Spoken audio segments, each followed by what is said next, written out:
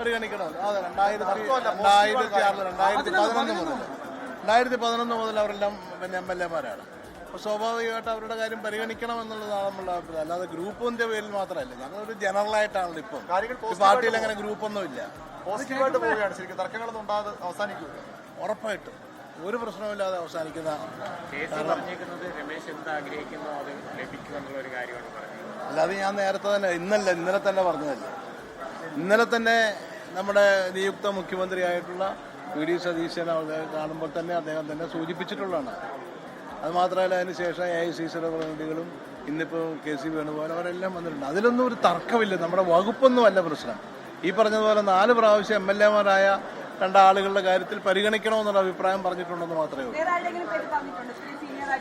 അല്ല, ഇവർ രണ്ടുപേരാണല്ലോ കൂടുതൽ സീനിയർ. അത്രയും സീനിയർ ആയിട്ടുള്ള ആളുകൾ പിന്നെ അധികം ഇല്ല. ഒരു ആവശ്യം കൂടി രമേശ് ചെന്നിത്തല മുന്നോട്ട് വെച്ചിട്ടുണ്ട്, KPCC അധ്യക്ഷ സ്ഥാനത്തേക്ക് കൂടിയാണ്. അങ്ങനെ എന്തെങ്കിലും അല്ല, അതൊന്നും ഇപ്പോൾ ഉള്ള കാര്യം. ഇപ്പം മന്ത്രിസഭാ രൂപീകരണമേ ഉള്ളൂ. ബാക്കിയുള്ള കാര്യങ്ങൾ അല്ല, അത് വേറൊരു കാര്യം. അതൊക്കെ ഇത് കഴിഞ്ഞിട്ടുള്ള കാര്യമാണ്. ഇപ്പൊ KPCC പ്രസിഡന്റ് വേക്കൻസി ഒന്നുമില്ല. KPCC പ്രസിഡന്റ് വേക്കൻസി ഉണ്ടാകണം. അദ്ദേഹം മന്ത്രിയാവുമ്പോൾ അത് കഴിയുമ്പോഴത്തേക്ക് ഞാൻ പാർട്ടി നേതൃത്വം എന്താണെന്ന് വെച്ചാൽ ആലോചിച്ചു. ഇതിനൊപ്പം പ്രസിഡന്റ് തീരുമാനം അതൊന്നും ഒരിക്കലും ഉണ്ടായില്ല. പാർട്ടിയുടെ ദേശീയ നേതൃത്വം തീരുമാനിക്കേണ്ട കാര്യമാണ്. അത് പണ്ടായിരുന്നു. അതൊന്നും ഇപ്പോഴില്ല.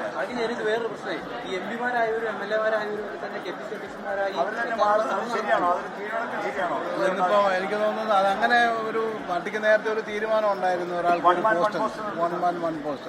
ശ്രീ K. മുരളീധരൻ അങ്ങനെ ഒരു അഭിപ്രായം പറഞ്ഞതായിട്ട് കാണും. എന്തോ എനിക്ക് ഗുണകരം എന്നുള്ളതല്ല, അത് മൊത്തത്തിൽ പാർട്ടിയുടെ ഗുണം നോക്കി അദ്ദേഹം പറഞ്ഞിട്ടുള്ളത്. എനിക്കിപ്പോൾ ഞാൻ എന്നുള്ള വ്യക്തി എന്നുള്ളതല്ല. അതാണ് പിന്നെ പാർട്ടിയുടെ നേരത്തെ മുതലുള്ളൊരു നയമാണ്. പാർട്ടിയുടെ AICC തീരുമാനമുള്ളതാണ്. അപ്പോൾ അത് ഇംപ്ലിമെന്റ് ചെയ്യണമെന്നുള്ളതാണ് ശ്രീ K. മുരളീധരൻ അടക്കമുള്ള ആളുകൾ പറഞ്ഞിരിക്കുന്നത്. അതിനെ ഞാൻ പറഞ്ഞല്ലോ, അതൊക്കെ ആഗ്രഹമൊക്കെ എല്ലാവരും പറയുന്നുണ്ട്. അതിലൊന്നും തെറ്റുള്ളതല്ല. അദ്ദേഹം സീനിയർ ആയിട്ടുള്ള ആളാണ്. പക്ഷെ ഞാൻ ഈ പറഞ്ഞത് ഇങ്ങനെ ഒരു കാര്യം ഇപ്പം മുരളീധരൻ പറഞ്ഞിട്ടുണ്ട്. അത് ശരിയാ, നല്ലൊരു കാര്യമായിട്ട് എനിക്ക് തോന്നി എന്ന് മാത്രമേ ഉള്ളൂ. അല്ല, എനിക്കതിനോട് അഭിപ്രായ വ്യത്യാസമൊന്നുമില്ല. കാരണം പാർട്ടിയുടെ തീരുമാനമല്ലേ അത്.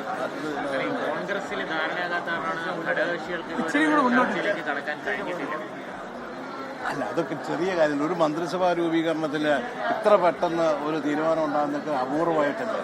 ഇതാ മുഖ്യമന്ത്രിയെ തീരുമാനിച്ച് മിനിങ്ങാന്ന്. ഇന്നിപ്പം മന്ത്രിസഭയൊക്കെ ഒരു 90% കാര്യങ്ങൾ വന്നു കഴിഞ്ഞു. തിങ്കളാഴ്ച എല്ലാം ഫുൾ മന്ത്രിസഭ, ഫുൾ ക്യാബിനറ്റ് ആയിരിക്കും സത്യപ്രതിജ്ഞ ചെയ്യാൻ പോകുന്നത്. ഉറപ്പായിട്ടും ഒരു കാർമേഘം ഉണ്ടായിട്ടില്ലല്ലോ. പിന്നെ എങ്ങനെ അത് കലങ്ങി മൺസൂണൊക്കെ വരുന്നതുകൊണ്ട് ഈ വർഷം ഇച്ചിരി താമസിച്ചാണെന്ന്. എല്ലാവരും ഹാപ്പി, ഒരു കുഴപ്പമില്ല. വിചാരിച്ചതുപോലെ നടന്നാൽ പിന്നെ എല്ലാവരും വിചാരിച്ചതും നടന്നിട്ടുണ്ടോ എന്ന് എനിക്കറിയത്തില്ല. എന്തായാലും പാർട്ടിയെ സംബന്ധിച്ചിടത്തോളം വളരെ ശുഭകരമായ സന്തോഷകരമായ ഒരു സാഹചര്യമാണുള്ളത്. ജോസഫ് വാഴക്കൻ കോൺഗ്രസിന്റെ മുതിർന്ന നേതാവ് സംസാരിക്കുകയായിരുന്നു. എല്ലാവരും ഹാപ്പിയാണ്, ഏതെങ്കിലും തരത്തിൽ പ്രശ്നങ്ങളില്ല.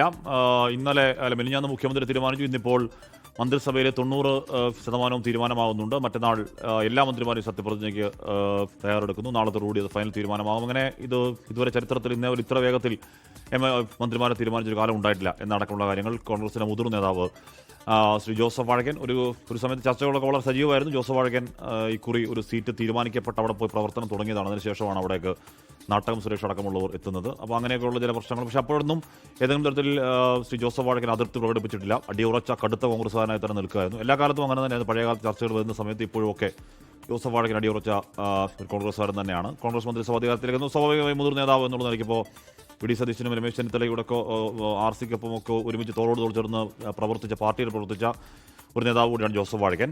അപ്പോൾ എന്തായാലും ആ മന്ത്രിസഭ അതിൻ്റെ പോസിറ്റീവ് ആണ്, എല്ലാ കാര്യങ്ങളും പോസിറ്റീവാണ് എന്ന നിലയ്ക്ക് തന്നെ കാര്യങ്ങൾ പോകുന്നു. ലീഗുമായിട്ടുള്ള ചർച്ചകൾ 5 മന്ത്രിസ്ഥാനം എന്ന ചർച്ചകൾ നടക്കുന്നു. ലീഗിനകത്ത് അത്തരത്തിൽ ഈ പറയുന്ന 2 മന്ത്രിമാരുടെ കാര്യത്തിലൊരു ടേം വ്യവസ്ഥ വെക്കണോ എന്നൊരു ആലോചന നടക്കുന്നു. കേരള കോൺഗ്രസ് ജോസഫ് ഗ്രൂപ്പിൻ്റെ കാര്യത്തിലാണ് 2 മന്ത്രിസ്ഥാനം ചോദിക്കുന്നത്. പക്ഷേ ഒരു മന്ത്രിയും ഒരു ഡെപ്യൂട്ടി സ്പീക്കർ പദവി എന്നുള്ളതാണ് ഇപ്പോൾ കൊടുക്കുന്ന ഫോർമുല. പക്ഷേ അതിൽ P. ജോസഫിനെ അന്വേഷിക്കാൻ കഴിയുമോ അറിയില്ല. നേരത്തെ 2 സീറ്റുകൾ കോൺഗ്രസ് ഏറ്റെടുത്തപ്പോഴും അങ്ങനെ ഏതെങ്കിലും തരത്തിൽ പ്രശ്നമുണ്ടാക്കാതിരുന്നവരാണ് കേരള കോൺഗ്രസ്. ജോസഫ് അനുനയത്തിന് അല്ലെങ്കിൽ അതിന് വഴങ്ങിയവരാണ്. അത് പക്ഷേ UDF പൊതുവെ 2 സീറ്റുകളും ഗുണപ്രദമായി ഭവിച്ചു എന്നത് മാറ്റി നിർത്തിയാൽ അപ്പോൾ അന്നും ഞങ്ങൾ എല്ലാം അനുസരിച്ചവരാണ്. അതുകൊണ്ട് ഇക്കുറി ഞങ്ങൾക്ക് 2 മന്ത്രിസ്ഥാനം വേണം എന്ന് കേരള കോൺഗ്രസ് ജോസഫ് ഗ്രൂപ്പ് അടിയുറച്ച് നിൽക്കുകയാണ്. അതിൽ കൂടി തീരുമാനമാവേണ്ടതുണ്ട് ഇന്ന് വൈകുന്നേരത്തിനകം. ഏറ്റവും പ്രധാനപ്പെട്ട ഇന്നത്തെ 24 ബ്രേക്കിംഗ് തന്നെയായിരുന്നു രമേശ് ചെന്നിത്തലയ്ക്ക് ആഭ്യന്തരവും വിജിലൻസും കൈമാറാനുള്ള തീരുമാനം. അദ്ദേഹം മുഖ്യമന്ത്രി സ്ഥാനം കിട്ടാത്തതിൽ പരിഭവിച്ച് മാറി നിൽക്കുകയായിരുന്നു. രമേശ് ചെന്നിത്തല കൂടി മന്ത്രിസഭയിലേക്ക് എത്തുന്നു. കെ സി വേണുഗോപാൽ സംസാരിച്ചു. കെ സി വേണുഗോപാൽ 6ഓളം മന്ത്രിമാരെ മന്ത്രിസഭ ഉൾപ്പെടുത്താനുള്ള നീക്കങ്ങൾ നടക്കുന്നു. 6 ചോദിച്ചാൽ പക്ഷേ 4 മന്ത്രിമാരെയൊക്കെ ഉൾപ്പെടുത്തിയേക്കാൻ ഇടയുണ്ട് എന്നാണ് അറിയാൻ കഴിയുന്നത്.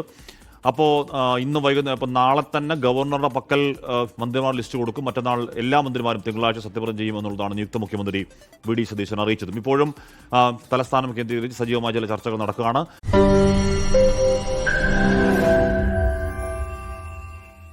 ലോകത്തെവിടെയായാലും ഏത് സമയത്തും 24 വാർത്തകളും ഓഗ്മെന്റഡ് റിയാലിറ്റി പാക്കേജുകളും എക്സ്പ്ലെയിനറുകളും വിശദമായി കാണാൻ ഞങ്ങളുടെ യൂട്യൂബ് ചാനൽ നിങ്ങൾക്ക് സബ്സ്ക്രൈബ് ചെയ്യാം.